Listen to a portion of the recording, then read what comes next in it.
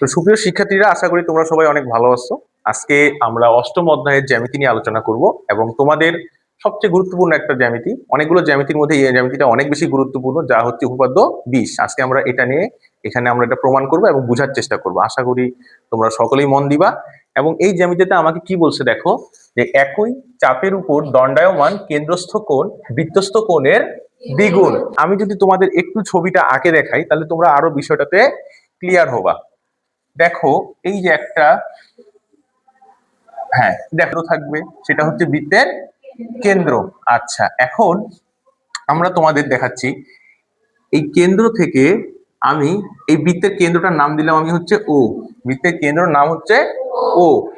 আর ও থেকে এই রেখাটার নাম দিলাম আমি এ, এই রেখাটার নাম দিলাম আমি বি।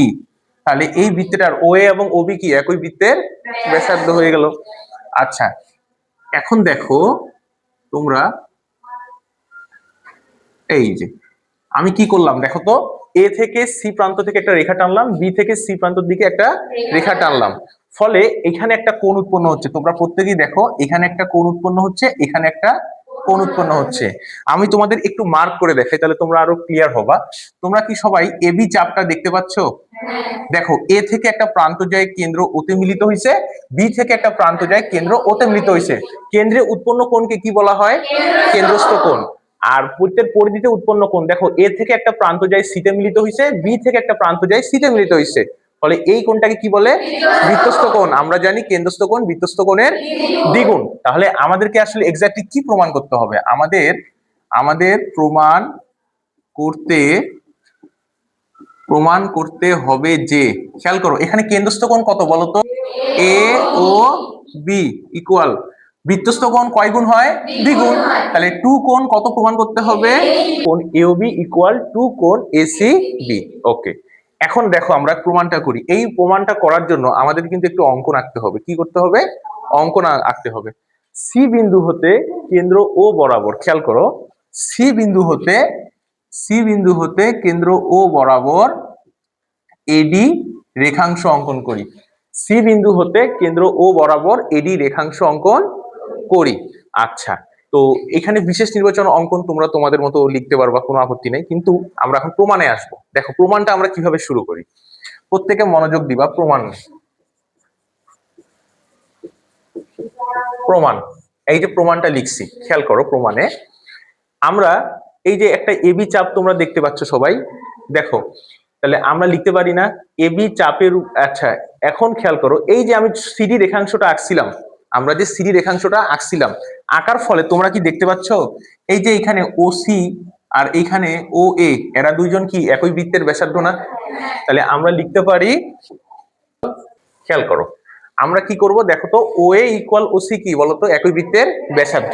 তাহলে আমরা এখানে লিখবো ও এ ইকুয়াল ও সি, সাইড নোট দিবা একই বৃত্তের ব্যাসার্ধ। ওকে,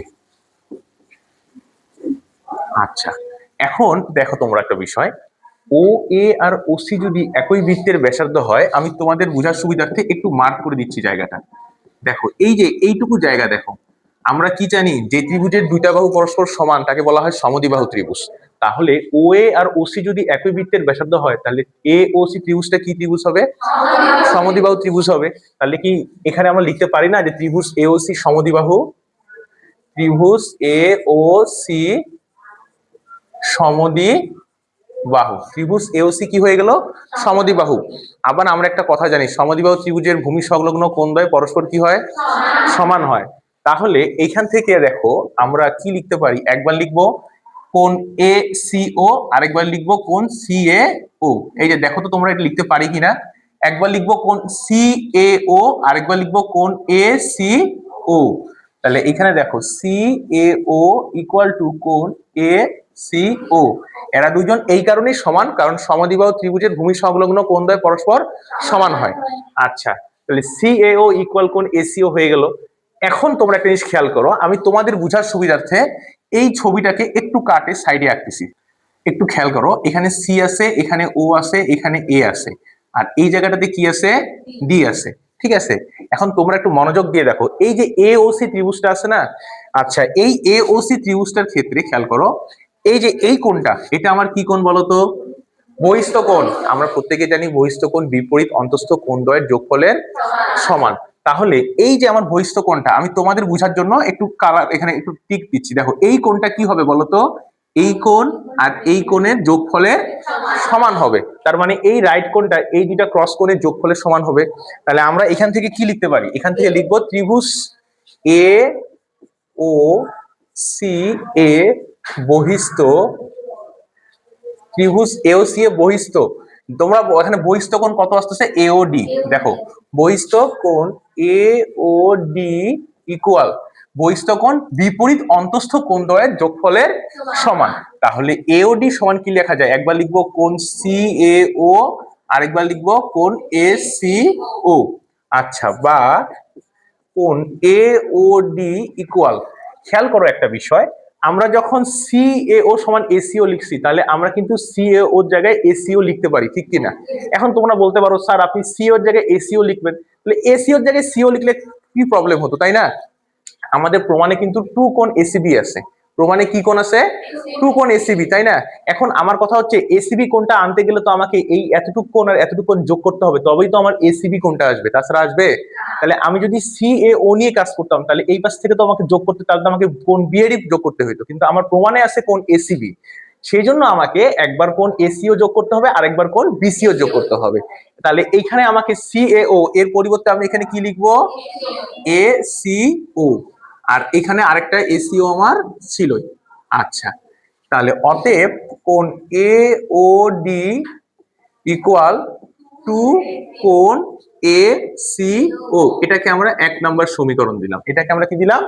1 নাম্বার। একটু আগে কিন্তু আমরা এই পাঁচটা নিয়ে কাজ করছি, দেখো এই যে এ ও সি ডি, তাই না? এখন আমি যদি তোমাদের বোঝার সুবিধার্থে আবার একটু ওই জিনিসটাকে আঁকে দেখাই ওই পাশ থেকে, খেয়াল করো। এই যে দেখো জিনিসটা এইভাবে আছে, এটা হচ্ছে সি কোণ, এটা ও, এটা ডি, আর এটা কত বলতো? বি। তাহলে এখন তোমরা আমাকে বলো, আমি কিন্তু এই ছবিটার মধ্যে এই পাশটা আঁকছি, ডান পাশের ছবিটাকে কাটে সামনে আনছি।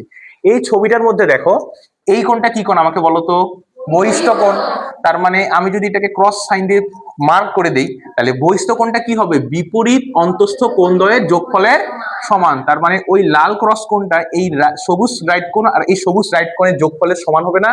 তাহলে আমরা এখান থেকে কি লিখতে পারি? এখান থেকে দেখো এইটাকে আমি যেই ধাপে ধাপে প্রমাণ করছি, ঠিক সেম ভাবে এটাকেও ঠিক সেম ভাবে এইভাবে প্রমাণ করতে পারবো কিনা। কিন্তু কথা হচ্ছে যে আমরা যদি অনুরূপ ভাবে লিখে দিই, দেখো আমরা কি অনুরূপ ভাবে লিখতে পারি না? এইভাবে খেয়াল করো তো, অনুরূপ ভাবে, অনুরূপ ভাবে বলা যায় কি হয়েছিল বলতো? এ ও ডি সমান টু কোণ এ সি ও। তাহলে এই জায়গাটাতে বি ও ডি সমান টু কোণ বি সি ও, এটা লেখা যাবে। তাহলে আমরা লিখতে পারি অনুরূপ ভাবে বলা যায় যে কোণ, এটাকে আমরা কয় নাম্বার সমীকরণ দিব? 2 নাম্বার। ঠিক আছে, এখন আমরা জাস্ট এই যে 1 নাম্বার সমীকরণ আর 2 নাম্বার সমীকরণটা কি করে দিব? যোগ করে দিব। দেখো এখন যোগ হবে ডানের সাথে ডান দিকটা যোগ হবে। তাহলে এখানে খেয়াল করো, কোণ এ ও ডি প্লাস কোণ বি ও ডি ইকুয়াল, একটা জিনিস খেয়াল করো, আমার না এইখানেও 2 আছে, এখানেও কত আছে? 2 আছে। তাহলে আমি কি 2টা একবারে কমন নিতে পারি না? আচ্ছা, আমি যদি এখান থেকে 2 কমন নেই, তাহলে তোমাদের এখানে কি থাকবে? কোণ এ সি ও প্লাস কোণ বি সি ও, আমাদের কিন্তু এটা থাকবে, খেয়াল করো আমাদের এটা থাকবে। ডি বলতে কি এতটুকু অংশ, আবার বি ও ডি বলতে বাকি এতটুকু অংশ না? এই পুরাটা যোগ করলে এই পুরা এ ও বি কোণটা বোঝানো হচ্ছে, ঠিক কি না? তাহলে এওডি প্লাস কোণ বিওডি সমান কি লিখবো বলতো? ও বি ই থাক। এই জায়গাটাতে দেখো এখানে আছে আমার এসিও কোণ আর এখানে আছে কি কোণ? বিসিও কোণ। দেখো এসিও বলতে কতটুকু বাবা? এতটুকু। আবার বিসিও বলতে কতটুকু তোমাদের? এতটুকু। এই এতটুকু আর এতটুকু যোগ করলে এই গোটা কোণটা বুঝাচ্ছে কিনা? তাহলে ওখানে কি লিখতে পারি? কোণ এ সি বি, টু কোণ এ সি বি। তাহলে খেয়াল করো তো আমাদের প্রমাণের লাইনটার দিকে তাকাও, এ ও বি আমাকে কিন্তু এই অংশটা প্রমাণ করতে বলছিল, এ ও বি সমান টু কোণ এসিবি। দেখো আমাদের কোণ এসিবি, তার মানে আমরা কি বলতে পারলাম? কেন্দ্রস্থ কোণ বৃত্তস্থ কোণের কয় গুণ? দ্বিগুণ। এই প্রশ্নটা আমি এখানে প্রমাণিত আগে তোমাদের জন্য লিখি এবং তারপর একটা কথা বলবো। প্রমাণিত, এই যে আমরা প্রমাণ করলাম জ্যামিতিটা, এই কথাটাই যদি খালি এখন প্রশ্নে বলা থাকতো বিত্তস্ত কোণ কেন্দ্রস্থ কোণের অর্ধেক, তাহলে আমরা কি করতাম? এই যে আমাদের এই লাইনটা দেখতেছো না, এই যে এই লাইনটা দেখতেছো, এখানে কেন্দ্রস্থ কোণ বিত্তস্ত কোণের কয় গুণ আছে? দ্বিগুণ। তাহলে এই লাইনটা থেকে আমরা কি লিখতে পারতাম বলতো? এই টুটা এই পাশে আসলে হাফ কোণ এ ও বি ইকুয়াল কোণ এ সি বি। তাহলে এই জিনিসটা কি হবে? যখন বলা থাকবে বৃত্তস্থ কোণ কেন্দ্রস্থ কোণের অর্ধেক, আর যদি বলে কেন্দ্রস্থ কোণ বৃত্তস্থ কোণের দ্বিগুণ, তাহলে হচ্ছে আমাকে এইভাবে জিনিসটা প্রমাণ করতে হবে। আর এই যে আমি তোমাদের বুঝার জন্য আমি একটু মার্ক করে দেই, তোমাদের বুঝার জন্য আমি এখানে দুইটা ছবি আঁকছি, এই দুটা তোমাদের আঁকার দরকার নাই, এটা শুধু তোমরা তোমাদের যাতে তোমরা বিষয়টা ভালো করে বুঝতে পারো সেই জন্য আমি তোমাদের একটু রাফ করে দেখিয়েছি। আমি আশা করি তোমরা এই জ্যামিতিটা সবাই প্রত্যেকে ভালোভাবে বুঝতে পারছো, এবং সেটা সবাই তোমরা খাতায় প্র্যাকটিস করবা। এন্ড সবার জন্য দোয়া রইল আমার পক্ষ থেকে। আসসালামু আলাইকুম।